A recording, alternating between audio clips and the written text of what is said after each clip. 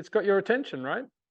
Well, it has. I mean, it's the first. I mean, we've got to choose my words carefully here, but it's the first almost authentic F1 car we've seen for 2023 launch so far.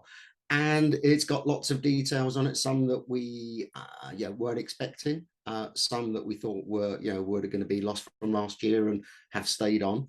So overall, yeah, I think it's a really interesting car. And the reason I qualify those comments is that during the launch today, which was nice and neat and to the point, was there were two cars shown. There were the static images of which was basically a rendered 3D model of a car, which appears to be quite accurate.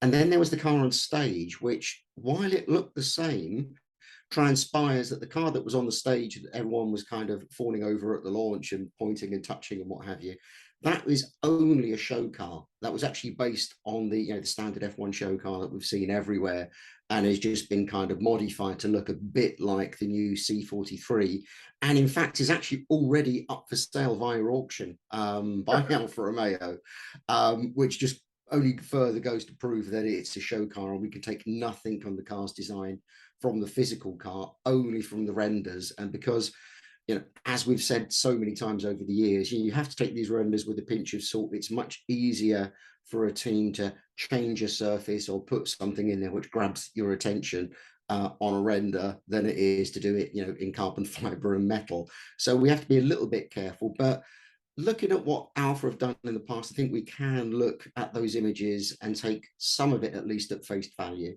I think there's a couple of red herrings on there. But yeah, definitely an interesting car, as always, which seems to come out from Hinwil by the Sauber team. Well, the render images are gorgeous, and full marks to Alfa Romeo for the number of images they put out on their media slot there. It's really, let's see some of the other Formula One teams making the same effort, I think, because these days it's quite easy just to have two perfunctory pictures. Ferrari, take note, and Alfa kind of setting the pace. So from where do you want to start? From the front of the car to the rear, or from the side to the well, I mean, it's probably more interesting in the middle and working out, but yeah, we kind of start. Let's do that.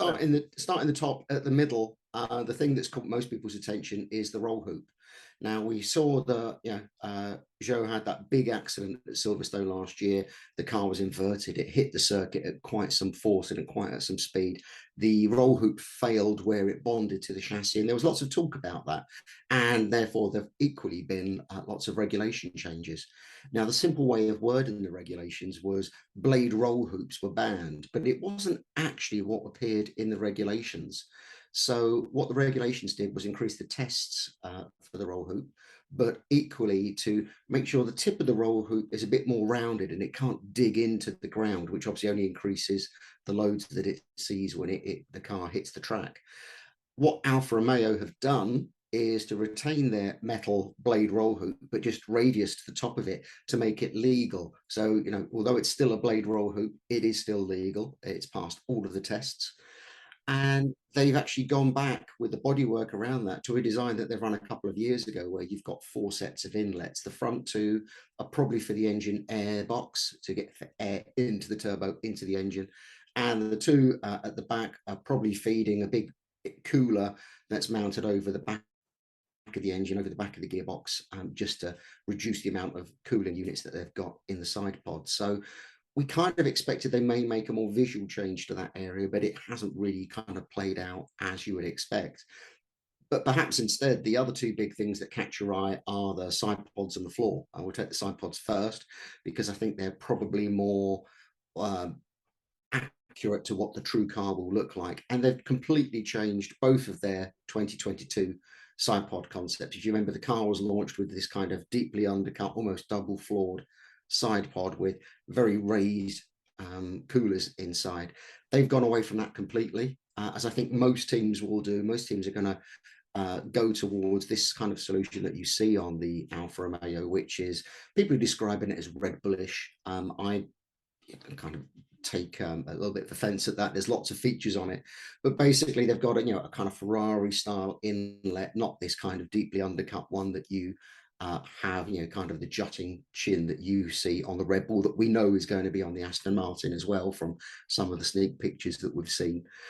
And then the side pods slope right down, very much like Alpines were last year. Lots of teams kind of followed that design. Big undercuts going around the side. And then most of the cooling from the radiators inside those sloped side pods comes up towards the center line and out through this big cannon outlet, which goes right up over the rear suspension and then just dips down a little bit.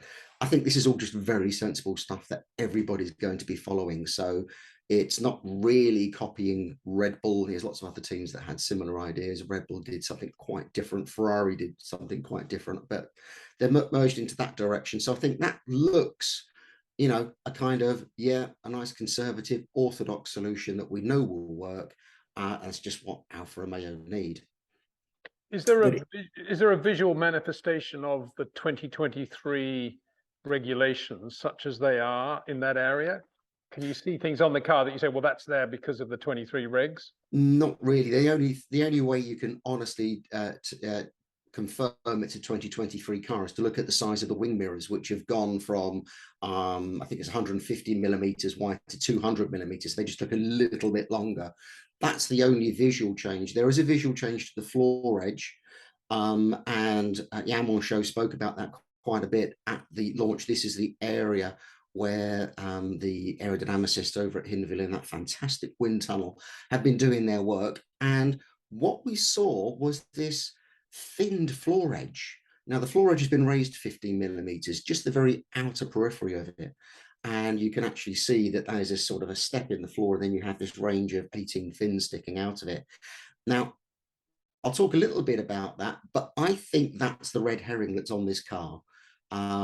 If we look at the way they launched the car last year, their renderings and their 3D model that they gave fans to have a chance to play about with had a serrated floor all the way down to the back of the car. Now we've got these fins. Now you can look at them and think, well, conceptually, yeah, they would work. They'll work with this big rolled up vortex that you get going along the floor edge and goes in between the rear wheels and those big diffuser channels. And it's a real key airflow on these new ground effect cars. But I don't think that Alfa Romeo are going to run with these fins. I think that's just something to grab the media and the fans' attention at launch day and probably won't reappear. So I think that is the thing that we need to take with a pinch of salt. Right. Although I think we will see teams playing in that area with not something as dramatic as that, but certainly that's the big area of development that you'll see through 2023.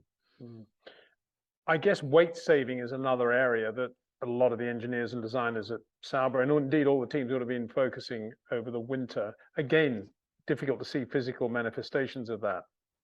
Well, it is. I mean, I think there's maybe two little clues in there. I mean, there's not much else that it's obviously weight saving, but they have kept the blade roll hoop, which is a slightly lighter solution than conventional roll hoops. So that's one suggestion. The fact that the car is almost black, I would imagine that we will see most of that as bare carbon fiber on the car, saving the weight of the paint, which could be, for the amount of black there is on that car, there really is only a very small 2 red sections on there, and you can't even call it a livery in some respects.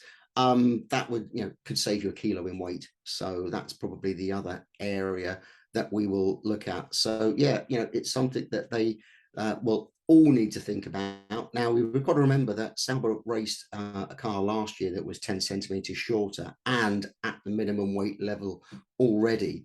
So saving weight in other areas only allows them to play with, things like the small window of front to rear weight distribution, but also lowering the car center of gravity, which is always a positive thing for any race car. Scarbs, 12 months on, how would a team like Sauber in there, as you say, their amazing tunnel, have embraced the balance between aero efficiency and zero porpoising, zero vertical oscillation? And will we see any porpoising this year, do you think? I mean, I think we will see it. There will be times when, the track surface, the tires, the car, the setup, everything kind of conspires against the poor driver in the cockpit, and we will see it. I don't think we're going to have the level of issues that we saw last year unless someone has really got their sums wrong over the winter. Now you've got to remember, all through last year, and therefore equally all through the winter as well, teams have been trying to understand how these cars work at the very low ride heights that they've got. Ex-Sauber aerodynamicist Willem Towett did a lecture and was saying one of the things that the teams didn't account for is the granular feature of the tarmac of the track surface itself within the wind tunnel, because you have this stainless steel moving belt which doesn't really have a texture from an aerodynamicist point of view. It's things like that, and it's all of the other simulation tools in CFD just understanding that very small gap between the car and the circuit and what could happen in that gap, and equally controlling the suspension as the car goes along that. And again, the front suspension is an area where you can see that Sauber have made some changes. So Alfa Romeo, I should call them. And they've gone to, again, I hate to say it, a Red Bull style, deeply angled sort of anti-dive front suspension, which clearly worked for Red Bull last year. So small changes to the push rod setup at the back. I think that's just a piece of packaging. But I don't think we'll see the porpoising, and I don't think Alfa Romeo are particularly afflicted by it anyway. But there'll be lots of work, because if they can get the car to work at super low ride heights, then it just works so much the better. What was your conclusion last year then on that angled wishbone on the Red Bull? Was it aerodynamic or was it geometric? And if other teams are copying it now, what are they looking for? Just to look like Red Bull? I mean, I think it was a much more of a geometric thing. I've never had anyone wholly complain whether it was anti-dive or pro-drive or neutral in that respect. I feel it was probably more anti-dive because of all of the features they lost in the suspension to manage that setup on the car. And again, knowing that teams like Red Bull were running a bit of rake last year, so the front suspension was quite close to its minimum ride height most of the time. You needed that little extra bit of control just to stop the car grinding into the circuit. So in terms of a pure engineering answer, I don't have one, but I wouldn't be surprised to see a few more people go that direction, and certainly Red Bull to retain that on this year's car. Speaking of rake, if you look at the side view of the render, they've got a little bit of rake in that car. Is that more than they had last year, and is it approaching Again, Red Bull? I think that's one of the things that you can't take any judgment from the images that we've seen, because it's just down to the artist at the time. This car could be run dead flat against the ground, or it could have a little bit of rake as Red Bull did last year. We really won't know that until the car starts testing, and it's just so easy with these 3D modelers is just to lift the car up a little bit, and we'll just have to wait and see on that one. And just to recap, obviously the Ferrari engine, the engine spec is frozen, but the Ferrari remains the only engine with an integral turbocharger, right? Yeah, so I mean, again, it was one of those things that I never saw that silver bullet photo that proved that Ferrari still had that close coupled turbo completely mounted at the back of the car. I believe now wholeheartedly that is the setup that they had, with the 3D printed intercooler at the front of the engine, which looked like a turbo, which confused lots of people. They'll still have to keep that. I can see no way that they could change that. Lots of talk over the winter about Ferrari being able to dial their engine back up, which would gain them 30 horsepower over what they were running last year. I'll take that with a pinch of salt, to be honest. But yeah, certainly the Ferrari engine, they've done a lot of work to improve its reliability, which was not chronic, but certainly bad in 2022. And the gearbox. And, we know from last season, and it appears equally this season, that Alfa Romeo produced their own gearbox carrier, which is the carbon subframe that holds the gearbox to the engine and the rear crash structure and the suspension. And they went a completely different direction to Ferrari last year. They ran with push rod at the back of the car.